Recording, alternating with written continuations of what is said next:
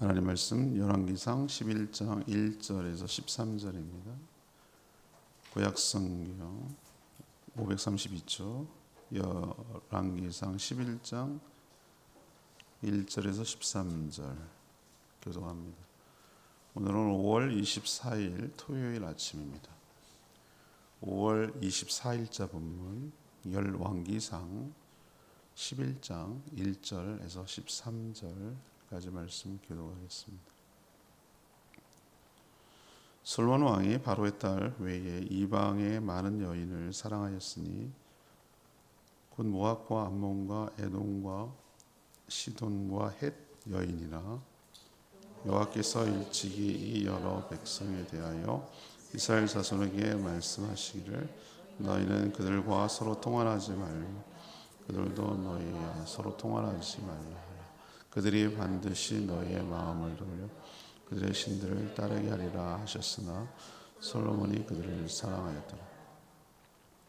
왕은 후궁이 700명이요 첩이 300명이라. 그의 여인들이 왕의 마음을 돌아서게 하였더라. 솔로몬의 나이가 많을 때에 그의 여인들이 그의 마음을 돌려 다른 신들을 따르게 하였으므로 왕의 마음이 그의 아버지 다윗의 마음과 같지 아니하니 그의 하나님 여호와 앞에 온전하지 못하였습니다. 이는 시돈 사람의 여신 아스타롯을 따르는 암몬 사람의 가증한 밀곰을 따름이라. 솔로몬이 여호와의 눈앞에서 악을 행하여 그의 아버지 다윗이 여호와를 온전히 따른 같이 따르지 아니하고 모압의 가증한 그못을 위하여 예루살렘 앞 산에 산당을 지었고 또 암몬 자손의 가증한 몰록을 위하여 그와 같이 하였으며 그가 또 그의 이방 여인들을 위하여 다 그와 같이 한지라. 그들이 자기의 신들에게 분향하며 제사하였더라. 솔로몬이 마음을 돌려 이스라엘 하나님 여호와를 떠나므로 여호와께서 그에게 진노하시니라. 여호와께서 일찍이 2번이나 그에게 나타나시고 이 일에 대하여 명령하사 다른 신을 따르지 말라 하셨으니 그가 여호와의 명령을 지키지 않았습니다. 여호와께서 솔로몬에게 말씀하시되 네게 이러한 일이 있었고 또 내가 내 언약과 내가 네게 명령한 법도를 지키지 아니하였으니 내가 반드시 나라를 네게서 빼앗아 내 신하에게 주리라. 그러나 내 하나님 다윗을 위하여 내 세대에는 일을 행하지 아니하고 내 아들의 손에서 빼앗으려니와 오직 내가 이 나라를 다 빼앗지 아니하고 내 종 다윗과 내가 택한 예루살렘을 위하여 한 지파를 내 아들에게 주리라 하셨더라. 아멘. 솔로몬이 이제 무너지는 장면이 오늘부터 나오죠. 하나님이 일찍이라는 것은 신명기를 말하는 것입니다. 이방인과 통혼하지 말라고 경고했는데 솔로몬은 많은 이방 여인과 결혼했고 그게 문제가 아니라 사랑한 것이죠. 결국 경고대로 그의 여인들은 솔로몬의 마음을 돌렸습니다. 자신들이 섬기는 신들의 산당을 짓고 거기서 제사하도록 하나님을 버리도록 만들었죠. 하나님은 2번이나 나타나서 경고를 하셨어요. 그리고 진노하셨습니다. 근데 여전히 돌이키지 않았습니다.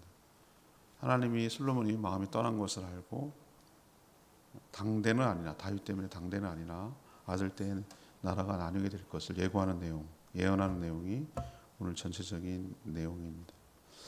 오늘 본문이 이번 한 주간 중에서 가장 중요한 대목이고 다음 월요일부터 묵상하게 될 것의 시작점이기 때문에 이 본문이 내일 주일 설교 본문이기도 합니다. 그만큼 이번 한 주간에서 가장 중요한 전환점을 이루는 본문이라고 할 수 있겠습니다.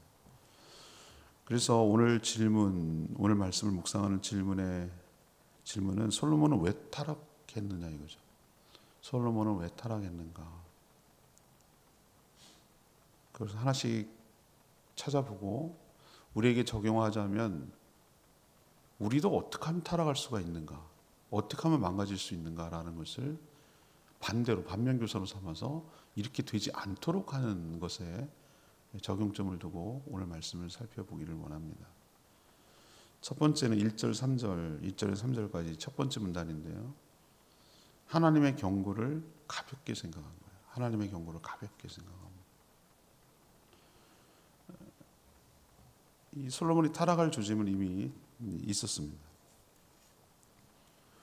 주변 여러 나라 여인들과 결혼했습니다. 공식적으로는 바로의 딸과 결혼한 것으로 보이는데 딸 외에도 오늘 나오는 여인들의 부족들 보세요. 모압, 암몬, 에돈, 시돈, 헷은 히타이트를 말하는데 수많은 주변에 있는 나라들과 결혼했어요. 아마 그 나라 공주들과 전략적인 결혼, 정략 결혼이라고 그러죠. 전략적으로 결혼한 것으로 보입니다. 어제도 항목육지 가서 원나라 공주하고 고려 왕하고 서로 결혼함으로써 두 나라가 상호 불가침 조약 같은 그런 것을 맺는 것이 아주 자연스러웠어요. 옛날 고대 국가에서는. 근데 이런 것들을 통해서 상호 침략을 막고 결속을 다지는 외교 전략이 아주 보편적으로 일어났거든요. 하나님께서 이런 것을 염두에 두셨던 것 같아요. 이스라엘은 좀 독특한 국가, 신정 국가예요. 하나님이 직접 통치하시는 나라인데 그렇게 안 해도 된다. 그런 외교 전략을 쓰지 않아도 내가 너희의 보장이고 내가 너희의 안보야. 내가 너희의 모든 삶을 책임진다. 그렇게 하지 않아도 된다. 너희들 그런 세상 사람이 쓰는 꼼 쓰지 마라. 안 해도 충분히 너희들은 살게 하겠다. 너희들 출애굽 과정에서 보지 않았냐. 하나님 어떤 존재인지를 그렇게 경고를 했어요. 출애굽기 34장 16절에 나옵니다. 모세를 통해 뭐라고 얘기하냐면 이방인들과 뭐 하지 마라? 통혼, 서로 이렇게 주고받는 거예요. 사위가 삼고 며느리 삼고 이렇게 하는 거 하지 말라는 거예요. 하나님이 하지 말라고 할 때는 일어나지 않은 일을 하지 말라고 할 때는 어떤 의미로 여러분 받아들여야 됩니까? 하나님의 미래를 보신 거예요. 더 무게 있게 다가와야 되는 거예요. 우리처럼 그냥 걱정이 돼, 염려가 돼 이런 차원보다 전 높다고 생각해요. 시간을 자유롭게 넘나드는 하나님께서는 그들의 미래를 본 거예요. 어떻게 되리라는 것을 그게 운명론적인 것은 아닌데 이들이 얼마든지 고칠 수 있는 것인데 만약에 그것을 따르지 않았을 때는 어떤 결과가 초래된다는 것을 알고 얘기하시는 거예요. 결과치를. 그렇기 때문에 이것을 좀 뭐라 그럴까 무겁게 받아들여야 되는데 그냥 너무 쉽게 생각했어요. 너무 자신만만한 거예요. 이게 뭐라 그럴까? 이 사람이 너무 주눅들어도 문제지만 이 솔로몬처럼 너무 잘 나가니까 하나도 거침이 없잖아요. 뭐 권력이면 권력, 뭐 외교면 외교, 국방이면 국방, 뭐 물자면 물자, 뭐 이러니까 사람이 그 뭐라 그럴까 하늘 높은 줄 모르고 올라가는 거예요. 너무 자신감이 빵빵하다 그러나 충만하니까 하나님의 경고를 기둥으로 쓰는 거예요. 내가 충분히 컨트롤할 수 있어. 염려하지 마세요. 내가 알아서 다 할게요. 허세라고 그럴까? 너무 자신감이 넘치니까 그렇게 살아가는 것이 결국 발목을 잡죠. 하나님이 괜한 얘기를 하는 게 아니겠죠. 그 이유를 오늘 2절에 설명하고 있습니다. 이 주일날 설교 포인트가 미리 좀 나가는 것 같은데 2절에 보면 뭐라고 그랬냐면 하나님 이걸 염려한 거예요. 이 포인트를 정확히 콕 찝는데 2절에 서로 통혼하지 마라. 그 이유는 너희가 그들이 결혼한 그쪽이 마음을 돌릴 거다. 너희의 마음을 돌릴 거다. 그리고 그들의 신들을 따르게 만들 거다. 라고 경고했어요.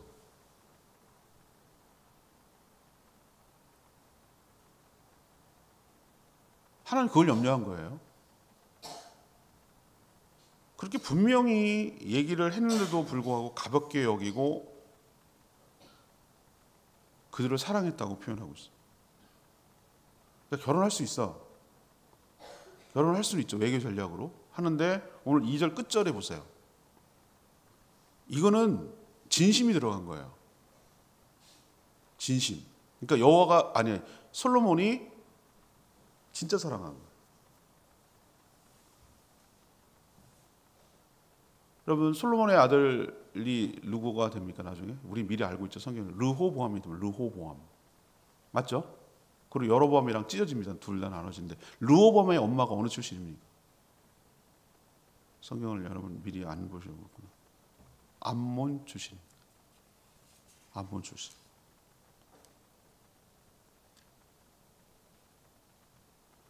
그러면 결국은 뭐라는 거죠? 여러분 솔로몬을 선택할 때도 마찬가지지만 솔로몬을 선택할 때도 마찬가지지만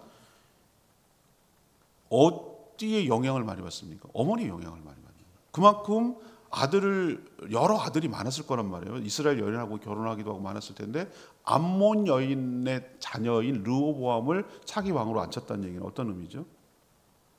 그 엄마 마아가인가? 그 엄마의 영향을 지대하게 받았다. 다시 말해서 솔로몬은 그 르호보암의 엄마를 엄청 사랑했다는 거예요. 자기 다음 왕권을 그에게 줄 만큼 아꼈다는. 그러면 암몬의 영향을 지대하게 받았다는 거예요. 암몬이 오늘 표현하잖아요. 그들이 가증스러운 밀검을 하는 나라였다. 그 영향을 받은 거예요. 그러니까 이미 완전히 타락해서 넘어간 사례가, 분명한 사례가 그의 후계자를 지목하는 과정에서 저는 뚜렷하게 봤다고 보는 거예요. 그러니까 이렇게 외교적으로 국가의 안위를 위해서 하는 정략 외교 전략이 아니었다라는 것이 오늘 말씀을 통해서 드러나는 것입니다. 오늘 이것을 첫 번째 우리가 적용하면 어떻게 돼야 될까요? 하나님의 말씀, 하나님의 경고보다 더 자신만만해서는 안 된다. 하나님 그렇게 말할 때는 그럴 만한 이유가 있다. 하나님 우리를 향해서 뭔가를 경고할 때는 거기에 자주 우리가 넘어지는 것이다 라고 생각을 하고 정말 삼가 조심하고 경각심을 가지고 괜찮아요, 내가 알아서 할게요, 이런 안이한 태도를 하지 말고, 중요한 것은 그런 이거는 다 그냥 전략이에요, 그냥 다 그렇게 하는 거예요 라고 말하지 말고 마음을 빼앗길 수 있다, 여기에 착안을 해서 내 마음을 뺏기면 다 뺏기는 거거든요. 그러니까 그 여인을 사랑함으로 마음을 뺏길 수 있다. 그래서 그 신을 섬기도록 너의 마음을 돌이킬 수 있다. 그러니까 너네들 조심하라는 말을 명심하고 또 명심해야 될 줄로 압니다. 지금도 또 마찬가지입니다. 저는 수없이 많은 커플 사례를 봤습니다. 아버지가 목회하면서부터 지금까지 쭉 여러 커플을 많이 봤어요. 신자와 불신자가 결혼했을 때 처음에는 잘 가다가 안 믿을 가능성이 둘을 이렇게 끌어와서 믿게 할 가능성도 훨씬 높습니다. 그러니까 안 믿는 사람하고 결혼을 둘 중에 하나를 했을 때 누가 되든 상관없어요. 그러면 이 사람이 믿는 사람이 안 믿는 사람 끌고 와서 할 수도 있잖아. 그 확률보다 시간이 지나가면서 안 믿는 사람이 결국 안 믿게 만들 확률이 더 높다는 거예요. 딱 내가 통계를 낸 건 아니지만 그냥 체감상으로 느끼는 거예요. 또 구체적으로 더 들어가서 남편이 믿고 아내가 안 믿는 것, 아내가 믿고 남편이 안 믿는 것, 어디가 더 위험한가? 아내가 안 믿는 것이 더 위험합니다. 남자들은 아내를 따라갑니다. 결과적으로. 물론 안 되는 물론 모든 게 그렇다라고 단정적으로 말하는 거 아닌데 둘 중에 어느 게 더 위험하냐라고 하면은 여자 쪽에서 안 믿는 것이 훨씬 더 안 믿을 가능성이 높습니다. 그런 사례를 수없이 봤습니다. 그러니까 여러분들이 내가 예수 믿게 하면 돼. 누구 맘대로 예수를 믿게 하냐고요. 누구 맘대로 예수 믿는 게 내 의지로 되는 거냐고요. 가족의 평화를 위해서 믿는 척은 할 수 있어도 진정으로 마음이 하나 되고 신앙이 하나 되는 것은 하나님의 은혜를 입어야 될 줄로 믿습니다. 그렇다면 처음 예수 그리스도를 믿는 사람하고 해야 이런 부작용이 없는 것이. 가볍게 여기서는 안 된다. 빛과 어둠이 공존할 수가 없다. 두 마리의 소를 똑같은 소를 해야지 이종 말하고 소하고 뭐 이렇게 하지 마라. 다른 이것을 직무를 섞어 하이브리드 하지 마라. 하나님 왜 그랬을까? 왜 정결법을 그렇게 만들었을까? 그런 부작용을 하나님이 알기 때문에 거룩함을 지키고 그렇게 하기 위해서 하나님이 누차 레위기, 출애굽기, 레위기, 민수기, 신명기를 거쳐서 계속 이런 얘기하는 이유가 뭘까?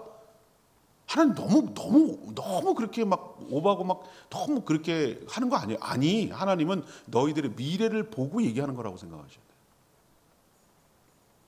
그래서 오늘 이 솔로몬의 망가짐을 보면서 결코 경고를 가볍게 여기지 말고 삼가 조심하며 무겁게 받아들이는, 마음이 빼앗기면 내가 다 뺏긴다.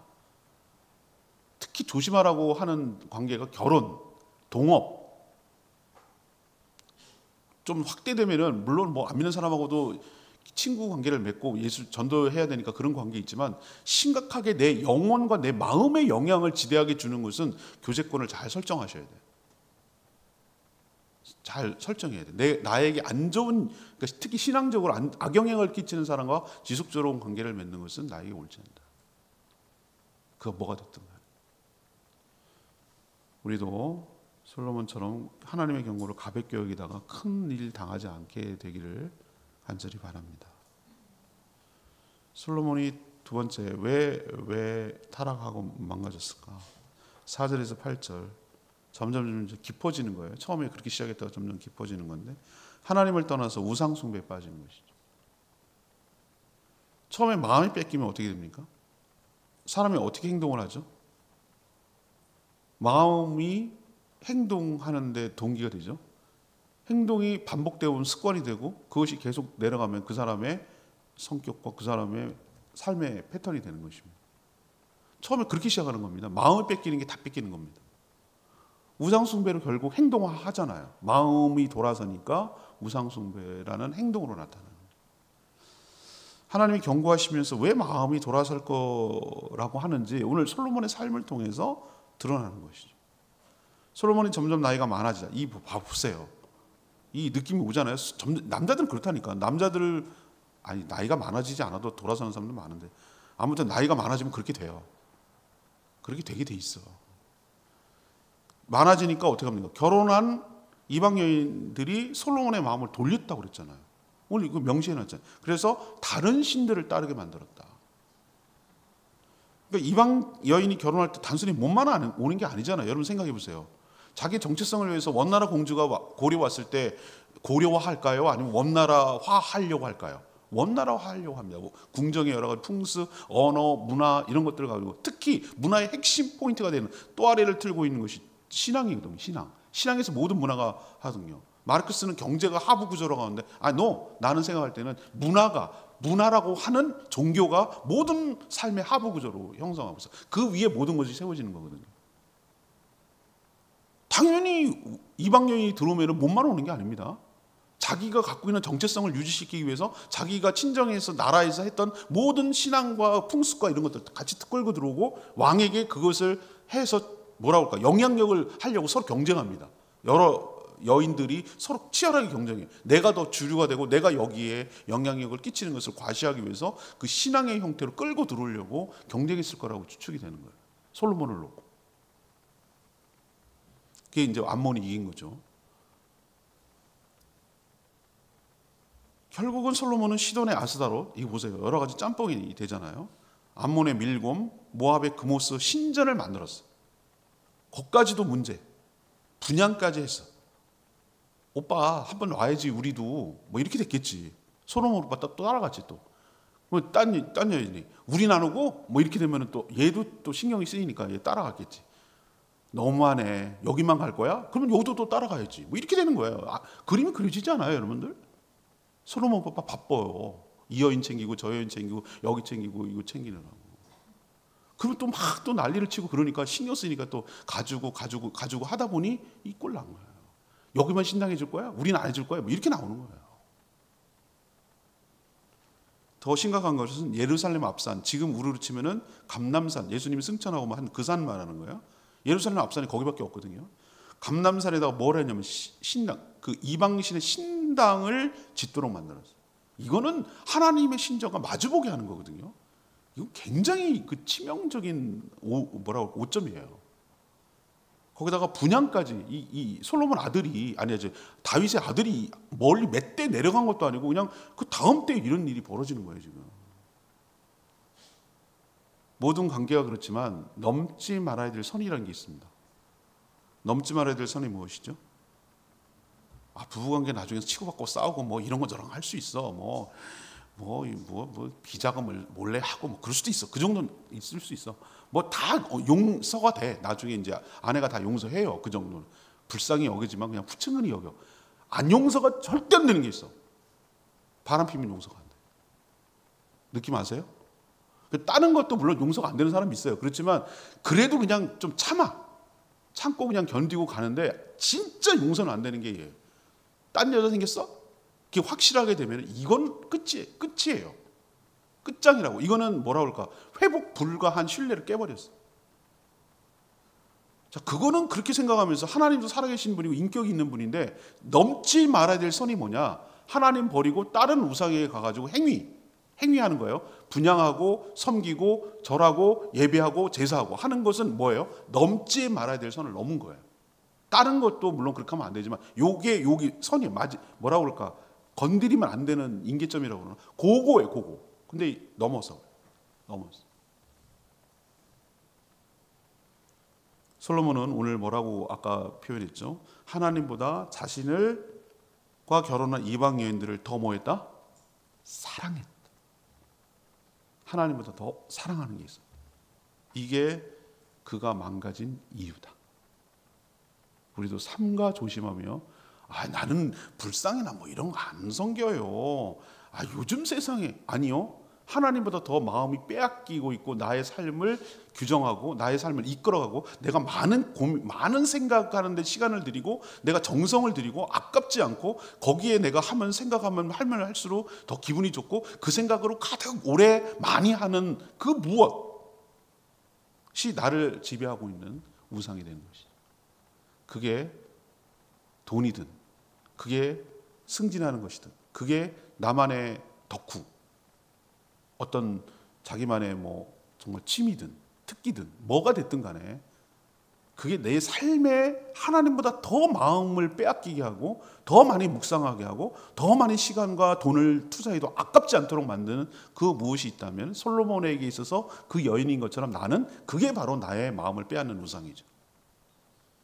거기도 헌신하게 만드는 것. 그것을 사랑한다면 그게 바로 솔로몬 꼴 나는 것이에요. 우리도 삼가 조심하며 살아가는 저희들 되기를 원합니다. 마지막에 이게 결정타인데요. 9절에서 13절 하나님과 맺은 언약을 거역한 거죠. 4절에 보니까 하나님이 솔로몬과 전과 달리 아버지 다윗과 같지 않고 하나님 앞에서 온전한 마음으로 사랑하지 않는 것을 아셨어요. 그거 예민하잖아요. 사랑의 초기라는 게 있잖아요. 우리도 보면은 느낌 쎄한데 전 같지 않은데 그건 꼭 굳이 말하지 않아도 눈빛과 행동과 뭘로 우리는 서로 감지하고 있어요. 떠날 준비를 하는구나. 이별할 준비. 이런 거. 마음이 정과 같지 않네. 이런 건 연인 사이에 아주 예민하게 금방 깨치해낸다고요. 하나님이 모르실까? 얘 봐라. 이렇게 되는 거죠. 넘지 말아야 될 선인 우상숭배까지 빠지게 되자 하나님은 9절에 두 번이나 나타나서 뭐 했어요? 진노하셨어요. 화를 내셨어요. 우리로 치면 오빠 진짜 왜 그래? 나한테 이럴 수 있어? 이렇게 이제 진지하게 한 거죠. 야, 너 왜 그러냐? 너 왜 자꾸 딴 남자 만나? 이렇게 되는 거지. 이러던 화를 두 번이나 낸 거지. 하나님이 진지하게. 그랬으면 하나님이 아는구나 라고 생각해서 어떻게 됩니까? 조심해야 되는데 어쨌다고 아니야 너 오해하는 거야 이런 식으로 나간 거죠. 너무 재밌게 제가 설명하죠. 연기를 해가면서 그래야 실감이 난다니까. 하나님도 살아계신 분이라고 인격적인 분이라고 생각해야지. 하나님은 다 품어주고 다 참 이렇게 하지 말고 우리가 가깝게 있게 인격적인 분으로 우리가 묘사를 해야 실감이 난다고요. 하나님도 속상하고 하나님도 화가 나고 그 배신감 느끼고 내가 정말 사랑했는데 그런 느낌을 갖게 해야 돼요. 그래야 하나님이 어떤 분이라는 어떤 느낌이겠구나라는 것을 우리가 실감하거든요. 하나님의 은혜와 축복은 뭐에 근거한 겁니까? 언약, 계약 관계. 부부가 계속 관계를 유지하는 것은 결혼 서약이라고 하는 계약 관계, 관계의 계약. 그게 언약인데 그게 따라 오는 거거든요. 그래서 부부관계 유지가 되는 거거든요. 그걸 깨버린 거예요. 하나님의 법도와 명령을 어겼다는 얘기는 언약을 깬 거예요. 그래서 하나님은 솔로몬에게 한 번, 또 한 번 반드시 일어나게 될 이 반드시란 표현을 쓰고 있어요. 예언하죠. 나라를 빼앗아 신하에게 주겠다.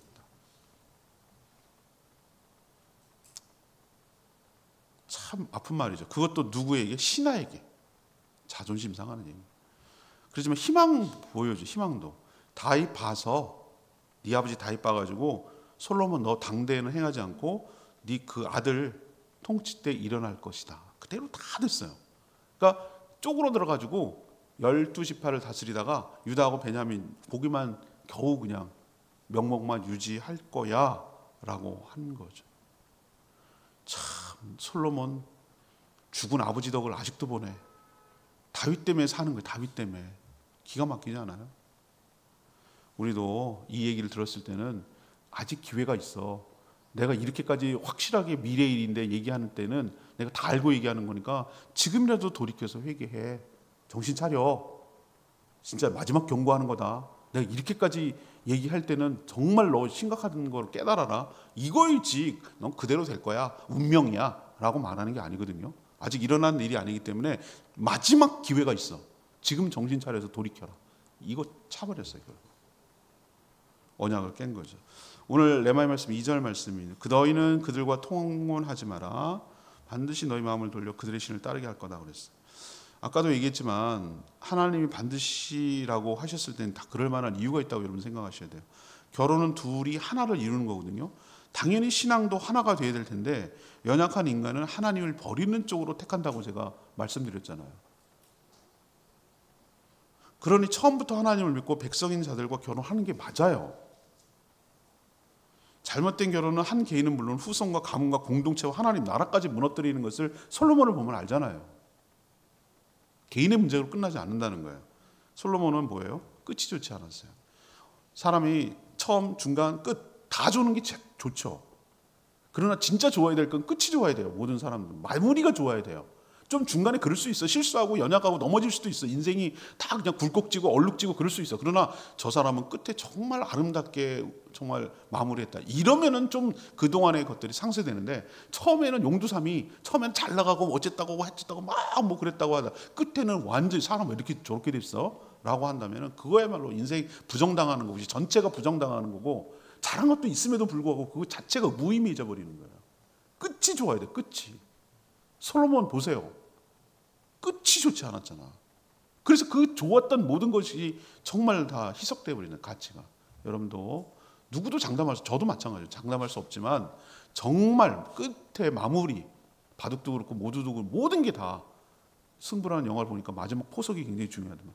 그거 보니까 마무리를 잘 치는 저와 여러분 되기를 소망합니다.